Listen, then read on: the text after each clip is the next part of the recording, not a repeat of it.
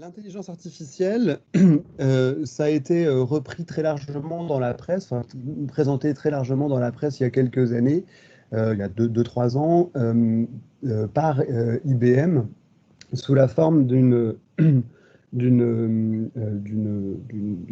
entité, d'une construction informatique que IBM a appelée Watson. Et Watson est censé être un système capable d'interagir avec des humains et avec des facultés supérieures, enfin, en tout cas des facultés décuplées par rapport à celles d'un humain.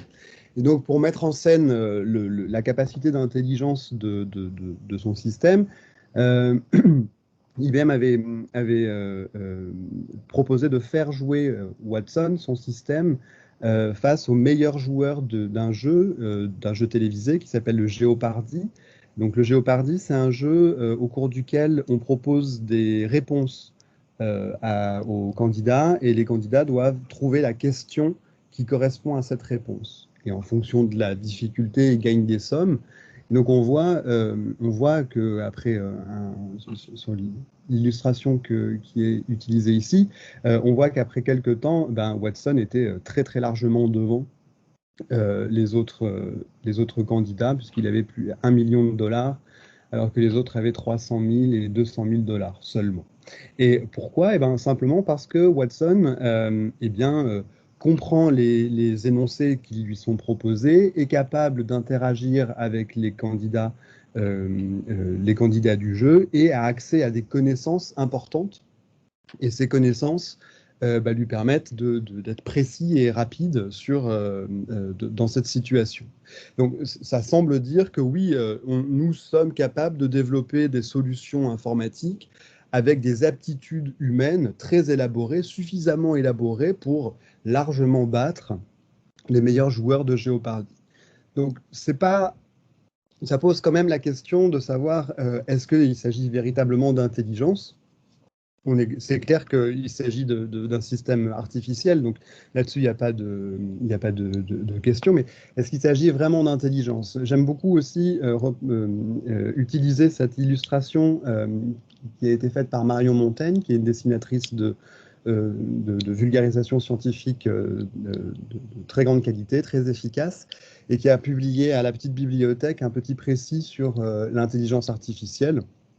Et j'aime beaucoup son illustration pour expliquer quelle est la différence entre ce qui se passe dans le cerveau d'un enfant et ce qui se passe dans le cerveau virtuel, enfin artificiel d'une intelligence artificielle. Et donc elle illustrait ça avec l'explication du petit poussé à un enfant. Et donc, on voit que en fait, l'enfant, l'humain, comprend qu'il y a énormément d'informations qui sont rassemblées, qui sont mises en corrélation les unes avec les autres. Donc, il est à dans la maison, il y a les parents, il y a la chaleur, il y a à manger, que s'il va dans la forêt, il risque de se perdre. S'il est perdu, il risque d'avoir faim, de rencontrer du danger, d'avoir froid et donc de mourir.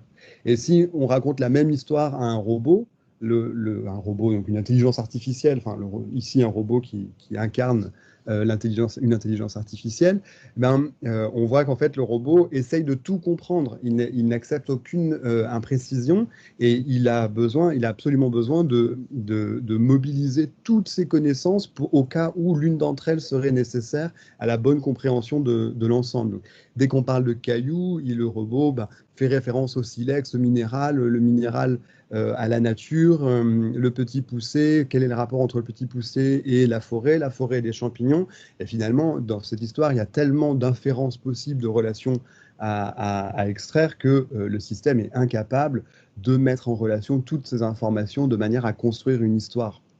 Alors, c'est un peu antinomique entre ma première introduction avec Watson, qui est une solution suffisamment bien développée pour interagir avec de la langue, enfin, du français ou de l'anglais, et pour comprendre des choses, et cette seconde illustration où quand on passe à de l'histoire, à quelque chose de construit dans la langue, et ben en fait les solutions technologiques aujourd'hui sont complètement inopérantes face à la complexité de ce qui est mis en œuvre. Et pourtant, L'humain qui est mobilisé dans le premier exemple, bah, c'est un humain bien développé, très construit, avec une connaissance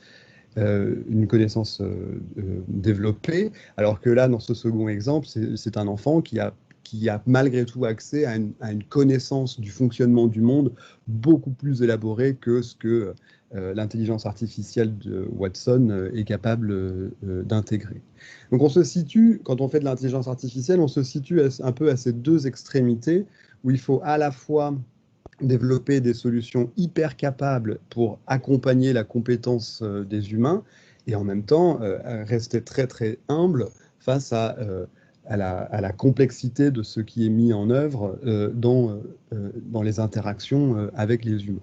Alors, en bonne présentation académique, il s'agit de commencer à définir les choses, en tout cas à poser un certain nombre d'éléments qui sont utiles pour comprendre les définitions que l'on met en œuvre. Alors, qu'est-ce que c'est que l'intelligence artificielle? En fait, alors, pour comprendre ce qu'est l'intelligence artificielle, on peut commencer par déjà se demander ce qu'est l'intelligence. Donc, l'intelligence, traditionnellement, on va le voir comme la faculté de comprendre, la faculté de donner un sens à ce qui est analysé, à ce qui est regardé. En psychologie, on va plutôt s'intéresser, enfin, on va plutôt regarder l'intelligence comme la faculté de s'adapter à une situation donnée. Donc à comprendre, à bien analyser entièrement une situation et à adapter son comportement à la compréhension de la situation dans laquelle on se retrouve. Ce qui fait que l'adaptation, elle peut se situer à plusieurs niveaux qui correspondent à des compétences de notre cerveau, à des niveaux de compétences de notre cerveau différents.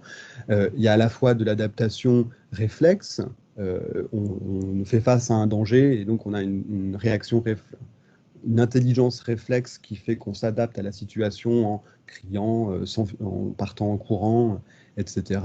Un niveau un peu plus conceptuel où on a une réaction, une adaptation concrète avec un certain nombre d'inférences. Donc, je veux couper un fruit en deux, et ben, il me faut un couteau, et donc il faut que je trouve un moyen de affûter une lame pour trancher le fruit. Et puis, un troisième niveau, beaucoup plus conceptuel, qui est très spécifique aux humains, donc à l'intelligence humaine, qui va mobiliser les compétences logiques et l'aptitude de communication passant par l'utilisation du langage, donc de ce qu'on appelle la langue naturelle en anglais, donc la langue, que ce soit le français, l'anglais, n'importe quel système de communication entre des humains pour se transmettre des informations.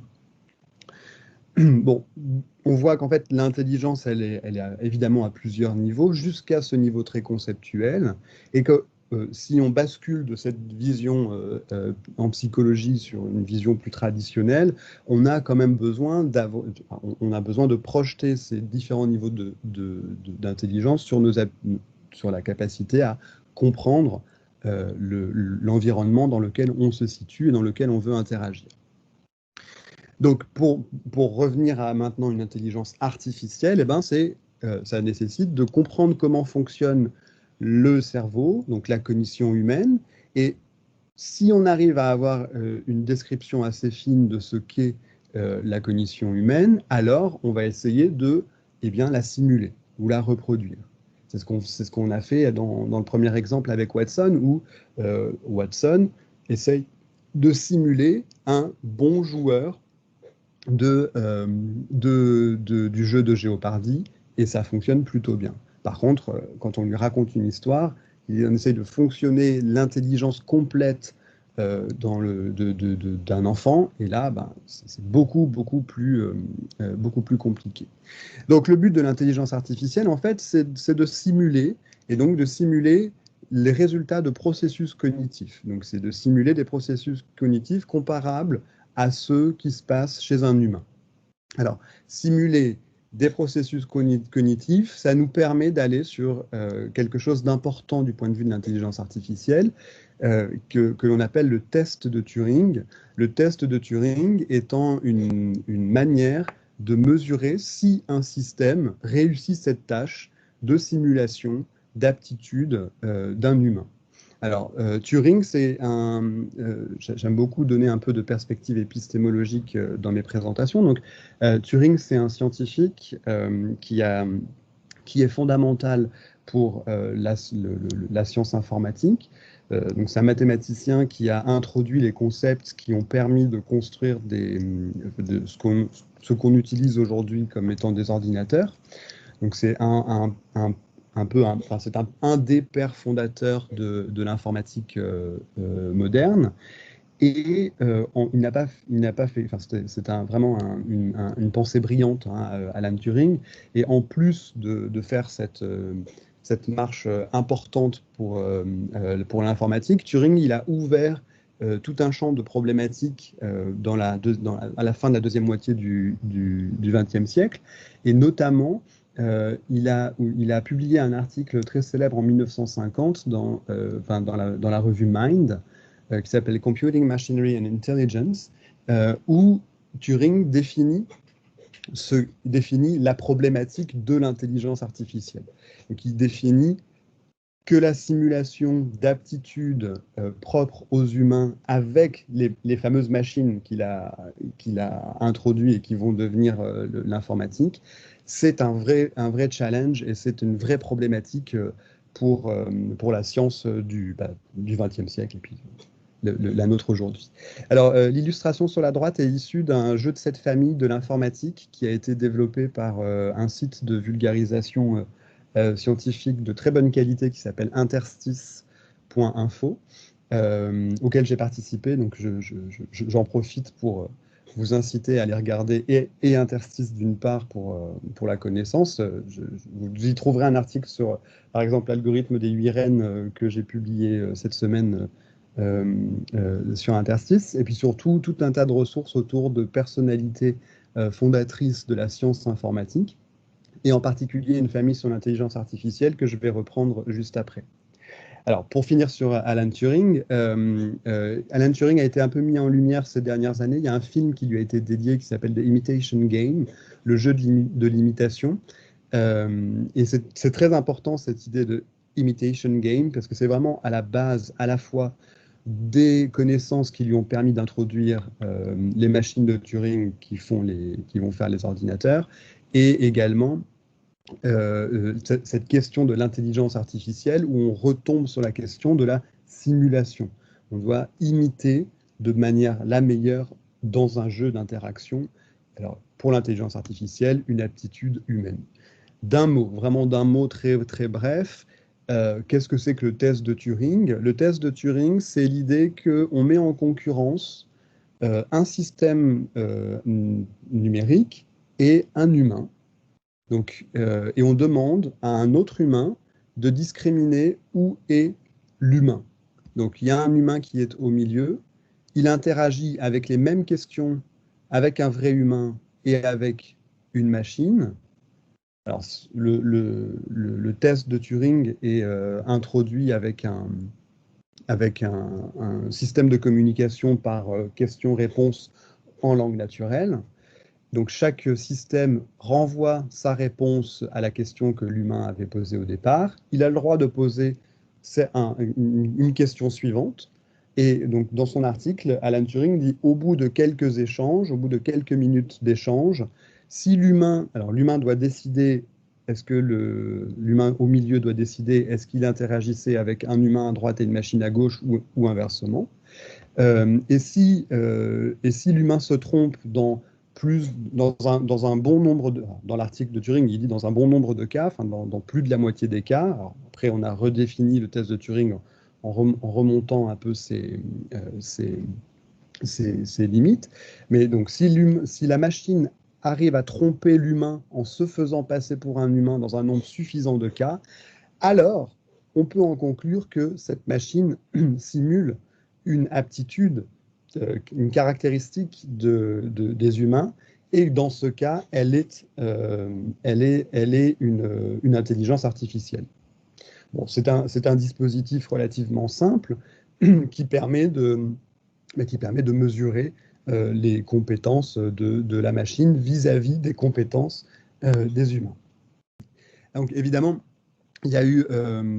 ça pose tout un tas de problèmes. Il y a eu tout un tas de controverses, notamment la controverse de Searle à propos de ce dispositif pour qualifier ce qu'est une intelligence artificielle. Et cela conduit même actuellement à des travaux de recherche pour définir un test de Turing complètement décorrélé de l'utilisation de la langue naturelle. Enfin, le test de Turing continue d'être un vrai enjeu de description de ce qu'est une intelligence artificielle.